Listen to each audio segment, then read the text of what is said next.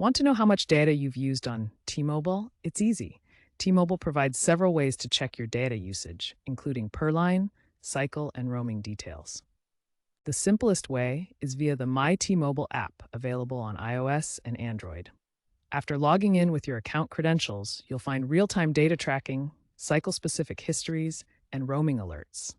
You can monitor usage per line, which is especially useful for family plans. Alternatively, the My T-Mobile website offers similar functionality, including voice-activated queries through T-Mobile's Smart Assistant. If you prefer text, send usage to 6868, but keep in mind this provides a summary only. Let's move on to how to dive into specifics like per line, cycle, and roaming details. For per line usage, the My T-Mobile app is your best bet. Shared plans let you track data for each device. For cycle details, remember that your usage resets monthly. You can see current and historical data in the app or on the website. International roaming can incur extra charges or use add-on data buckets.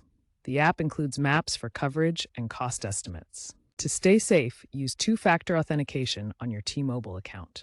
T-Mobile is increasing adoption of AI tools that predict usage based on habits, reducing surprise overages. By 2030, experts predict fully automated data management,